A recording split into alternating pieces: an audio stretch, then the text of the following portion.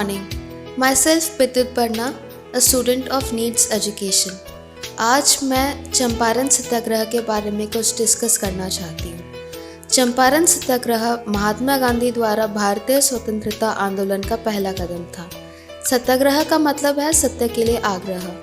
पहली बार भारत में सत्याग्रह का प्रयोग किया गया था। इससे जुड़कर गांधी जी ने भारतीय राजनीति में प्रवेश किया। चंपारण को गांधी जी की ज़रूरत थी और गांधी जी को चंपारण जैसे हालत की, जहाँ से वो शोषण और हिंसा के खिलाफ अहिंसा का रण छिड़ सके।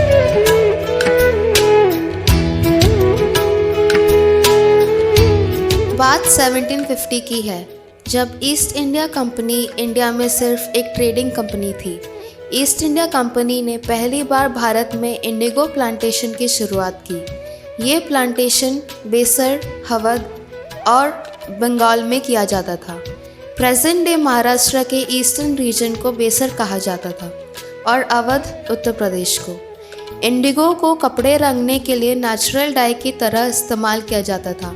ईस्ट इंडिया कंपनी भारतीय किसानों से इंडिगो प्लांटेशन करवाती थी और उन्हें फिर ले जाके चाइना, यूनाइटेड किंगडम और यूरोप के मार्केट्स में अच्छे दामों में बेचती थी। भारतीय किसान इंडिगो कल्टीवेशन के अगेंस्ट में थी, क्योंकि इंडिगो को ज़्यादा पानी की ज़रूरत पड़ती थी और इंडिगो से सॉइल फर्टिलिटी भी कम हो जाती थी। तो फिर इंडियन फार्मर्स और ब्रिटिश प्लांटर्स के बीच एक एग्रीमेंट हुआ, जिसको 3 गठिया के नाम से जाना जाता था। 3 गठिया 2 शब्दों से बना है। 3 माने 3 और गठिया एक लैंड मेजरमेंट यूनिट होता है, जैसे कि स्क्वायर फीट, बीघा एटसेट्रा। 1 बीघा 20 काठा होता है। एग्रीमेंट ये हुआ था कि फार्मर को 1 बीघा में 3 गाठा इंडिगो उगाना पड़ेगा, अपने पूरे ज़मीन के 15%। फार्मर्स को पेमेंट भी मिलती थी अच्छी खासी। तो फिर इसमें इशू क्या था? इशू ये हुआ कि 1915 में जर्मन्स ने एक आर्टिफिशियल सिंथेटिक डाई इन्वेंट किया। ये डाई इंडिया में इंडिगो द्वारा प्रोड्यूस किए हुए डाई से काफ़ी सस्ती थी। आर्टिफिशियल डाई ऑलमोस्ट परमानेंट ही रहता था, जबकि ऑर्गेनिक डाई 3 से 4 बार धोने के बाद फेड होने लगता था, जिसके वजह से इंटरनेशनल मार्केट में इंडिगो की खरीदारी गिरती चली गई और जर्मन डाई की मांग बढ़ती चली गई। तो फिर ऑर्गेनिक इंडिगो के कॉस्ट को कम करने के लिए ब्रिटिश प्लांटर्स फार्मर्स को एडवांस में जो पैसा देते थे उसे कम कर दिया। इंडियन फार्मर्स को बहुत बुरा लगा और उन्होंने इंडिगो उगाना छोड़ दिया।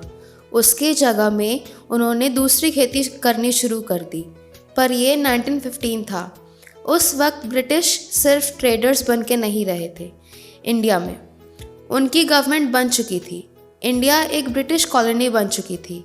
उनके पास अब पावर था, पुलिस और गवर्नमेंट दोनों उनकी थी।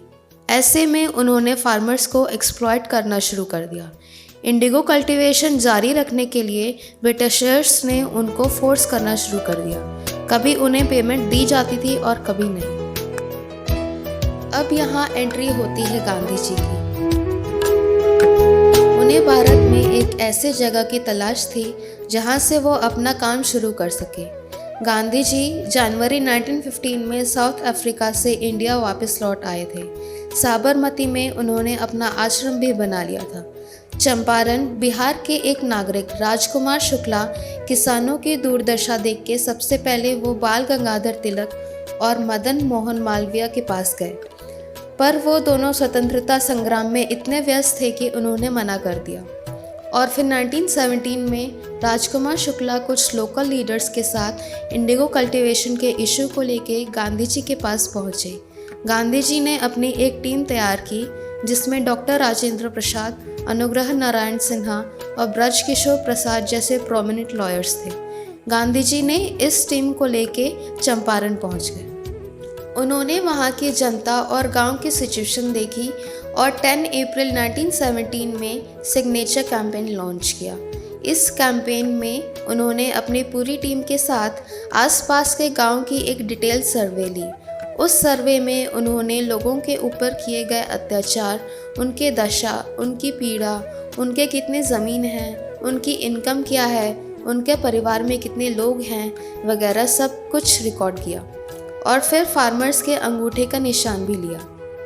जब ब्रिटिश अथॉरिटी को ये बात पता चली तो उन्होंने गांधी जी को चंपारण में अनरेस्ट क्रिएट करने के जुर्म में अरेस्ट कर लिया। 18 अप्रैल 1917 में गांधी जी को मोतीहारी कोर्ट मजिस्ट्रेट के सामने पेश किया गया। 2000 विलेजर्स उनके साथ थे। पूरा कोर्ट रूम भरा हुआ था। जब मजिस्ट्रेट ने उनसे पूछा कि वो अपने डिफेंस में कुछ कहना चाहते हैं या नहीं, तो गांधी जी बोले कि हाँ, उन्होंने गलती की है।